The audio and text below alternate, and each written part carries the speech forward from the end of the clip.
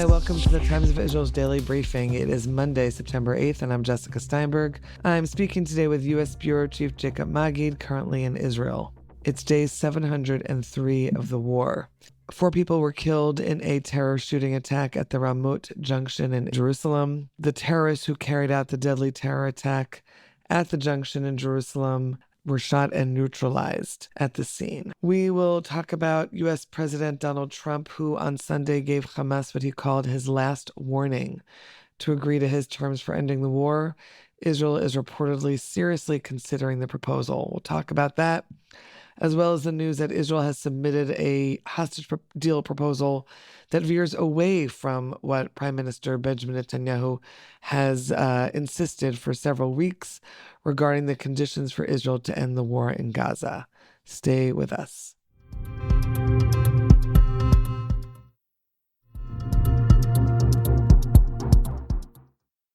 Okay, Jacob, let's talk with what's headlining on our pages right now. Trump's statement, his warning to Hamas. You know, it definitely feels like there is something brewing, but it's hard to know exactly what and how much to believe in what we're hearing and seeing. So why don't we first take the Trump warning and statement, and you can tell us what you've been hearing about it. Sure, and if it feels like it's a bit deja vu, it's because it is. President Trump on Sunday tweeted that this is his last warning to Hamas to agree to his terms, and he says that Israel has already agreed to his terms. So that actually is something he said before. He's claimed that Israel's agreed to his terms exactly not too long ago, and he's called on Hamas to do the same. Actually, in March, you can go all the way back to March when Trump has used the term "last warning" to Hamas. We don't know exactly what Trump's terms actually are, at least that not publicly, and I can talk a little bit about the reporting of what behind the scenes what they might be. But this is a threat that Trump has issued before, and also a claim that Israel has accepted what's been on the table. He's once again, after this post that kind of came not out of nowhere because there's been a little bit of rumbling. Several days ago, he also called on Hamas to release the hostages, all of them, and insinuated that he would even be willing to allow them to stay in power just if they just released all the hostages. That was basically his ask in that post several days ago. And then now today he doesn't get more specific on what, but basically is now threatening them as opposed to urging them in the previous one. But I think after that it seems to be he's more optimistic again, and he believes that there will be a release very soon. And again, something that he's said before, if you recall, in June, July, there were several weeks in a row he was talking about we're a week away, we're 2 to 3 weeks away. And then he switched and said, actually, the whole time I knew that this was never going to work out, that once we got down to the final hostages, Hamas would not be willing to give them up because then Israel would go in and destroy. And therefore, he effectively gave this green light for Israel to move ahead with this Gaza City takeover operation that it's kind of started to do, but not in full force, even though there's been quite massive strikes over the past few days. So that's where Trump is now. He's a lot more optimistic. What we're understanding, I spoke with a U.S. official and an Arab diplomat who said that basically on last week, U.S. President Trump and Steve Witkoff, his special envoy, were golfing together and came together with an understanding that they wanted to put another framework together or just another push for a ceasefire, because basically it's been the Arab mediators, Qatar and Egypt, doing the heavy lifting for the past few weeks. They had gotten Hamas to agree to the previous proposal that Israel had accepted in July, and on August 18th, the Arab mediators got Hamas to get on board. But since then, as you recall, that phased framework, Israel's no longer interested in. And as a result, then the U.S. and Israeli focus has been on getting a more immediate release of the hostages instead of in batches. And that's basically the framework that was put together and submitted on Sunday to both Israel and Hamas. The U.S. used a couple of intermediaries again to try to send messages to Hamas, telling them that they're willing to ensure that Israel doesn't resume the war. So another thing that we've heard time and again, the concern and a need from Hamas for guarantees. And that is what they tried to assure Hamas, one through mediators, Bishara Bahbah, they've used, that Palestinian American activist who they used in recent months to try to send messages indirectly to Hamas. And now we have a new mediator named Gershon Baskin, who could be a familiar name. Who's not so new to this at Yeah, all. not new to this issue. He was involved in the efforts to try to secure the release of Gilad Shalit in 2011, and has been maintaining contact with a Hamas official named Ghazi Hamad, who is based in abroad, not in Gaza. And they've been in touch for a long time. And actually, Baskin announced publicly that he had cut his ties with Ghazi Hamad after the latter had talked about carrying out another October 7th attack, doing it again and again, and and not showing any remorse. And Gershon Baskin very publicly severed ties, but I guess they patched that up, and Baskin's now once again been, according to a source familiar I spoke with, been passing along messages between Witkoff and Hamas.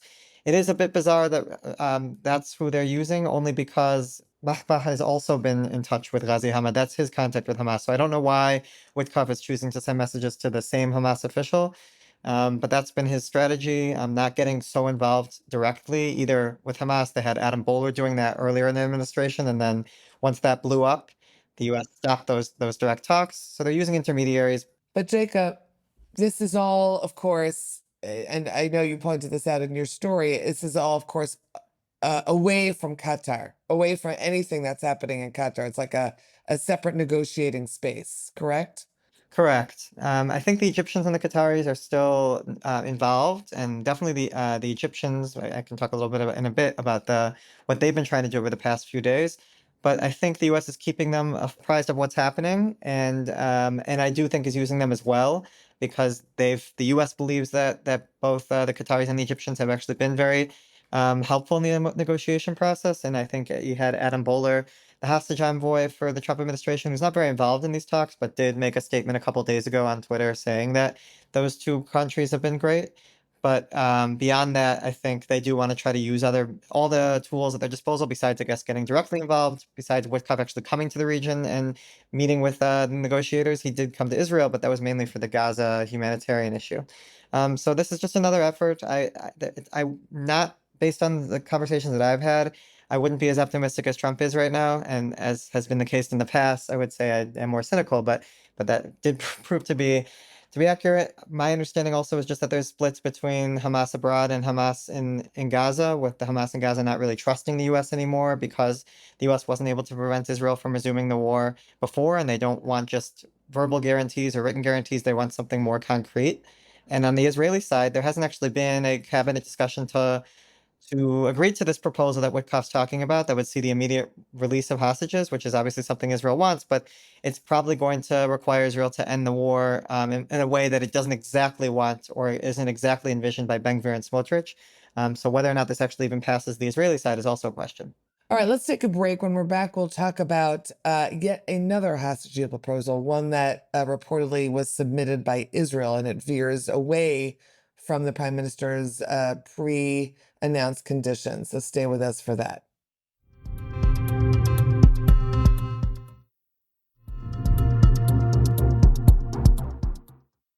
Okay, so now we've gone through what we've been hearing from President Trump, what we've been hearing from Steve Witkoff, and from the negotiators that have been involved. But then you also found out about a reported Israeli hostage deal proposal, yet another one that veers very far, in a sense, from what the prime minister has been saying are his absolute conditions for Israel to end the war in Gaza. So tell us how you came to that. Sure. So this came about towards the end of last month, so about a little over a week or two ago. And an Egyptian negotiating team came to Israel, and they came with the understanding that they were trying to close a deal on a phased framework, the one that similar to the one that Hamas had accepted on August 18th. Israel was saying publicly it wasn't interested, but the signals that the mediators were getting was that it actually was open to it, and that's why they showed up in late July. But when they arrived, Israel actually came with its own proposal, and not for a phased framework, but for something more comprehensive, and actually agreeing to end the war as a part of the proposal on the very first day. And I'll get into some of the details, but what's interesting is how it just veers. The main way it veers is talking about an end to the war up front. But there are other ways, and if you just go back to what the cabinet agreed to on August 8th, so this was actually after this proposal was submitted, but the cabinet has stuck to these proposals since, despite that this proposal is still on the table, my understanding. Basically, on August 8th, there was these 5 conditions that Israel had set forth for what it would agree to do to end the war. The first, if you recall, was disarming Hamas completely. The second was the release of all hostages in one batch. The third is the demilitarization of the Gaza Strip, so going through all the tunnels and finding other infrastructure there that needs to be destroyed. Israeli security control over the Strip, and the establishment of an alternative civilian government that is in Gaza that is neither Hamas or the Palestinian Authority. So those conditions were set and approved on August 8th, and Netanyahu has issued repeated statements saying, these are my conditions for ending the war, nothing less. And this proposal that Israel and Netanyahu signed off on actually does agree to something less than that. And the concept is to have a 6-month, basically, framework that is also set into 3 stages, but does upfront, in addition to Israel agreeing to end the war, does see all the hostages released during the first 48 hours. That's the time that's given. But then you have an interesting acknowledgement in the framework. It's only a 1-page document, and I think it's kept vague in a lot of ways in order to give Israel wiggle room, but also save space for negotiations that would still need to happen. And there's not exactly a specific timeline for each term, but what it does note is that even though there's 48 hours to release all the hostages, there's a recognition that Hamas doesn't know, unfortunately, where all the bodies of hostages that it's still holding are located. Israel does believe it has an idea of where most of them are, but the fact that there's even acknowledgement on the Israeli side that Hamas doesn't know where all of them are, and gives them basically time to look for them. And that's part of, I guess you could say, the first, second, and third stage, depending on when they find those remaining hostages. But those first 48 hours, you get all the living ones out. And the first phase will also see the disarmament of Hamas's heavy weaponry. The second phase moves to light weaponry. And then the third phase sees Israel withdraw from Gaza, and to the perimeter, what it's called, basically to 1 kilometer around the border of the Strip, including the Philadelphia corridor. So that's something that's probably would be very difficult for Hamas to agree to, and even the Egyptians to agree to, because they don't like the idea of Israel controlling that area. But there's also a very long list of conditions that Israel wants to see before it agrees to fully the withdrawal. One of them is that Hamas returns the remaining bodies. The other is that the disarmament process is completed. Another is that you have an established governing, even the word Palestinian is used, which is pretty noteworthy, a new government in Gaza that is able to start administering the Strip. The idea of that happening within 6 months also seems a little bit difficult to imagine. But what's noteworthy also is that it doesn't rule out the PA in the way that the cabinet proposal does.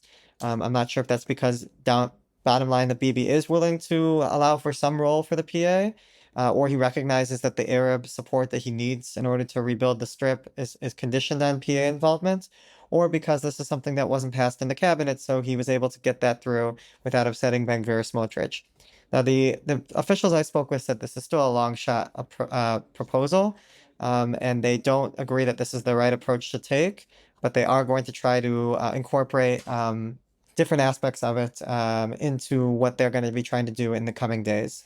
So how does this jive with what we talked about in the first half of the podcast, right? There is the last warning proposal, the proposal that Hamas is currently supposedly, reportedly considering, and now we have this.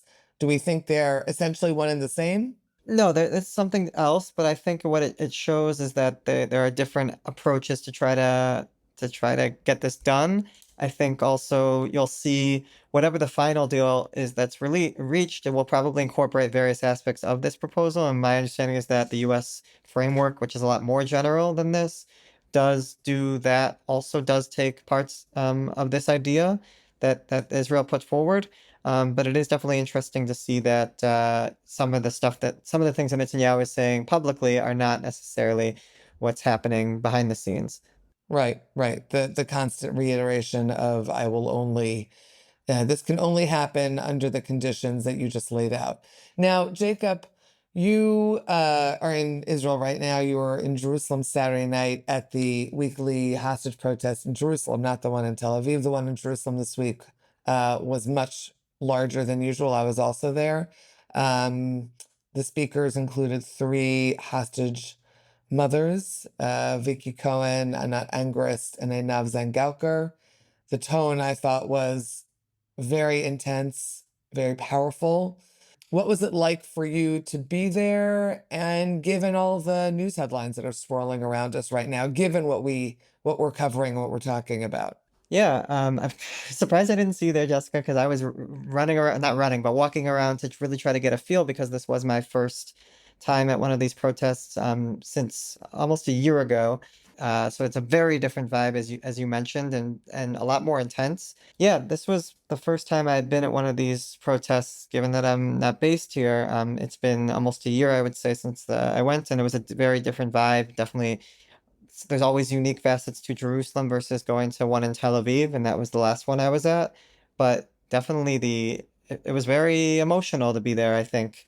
Maybe it's something that people are used to if they go every week, or and then it's less emotional for them, or it's really just this, that same very heavy atmosphere every week. But I think the rhetoric, as you mentioned, was incredibly bitter.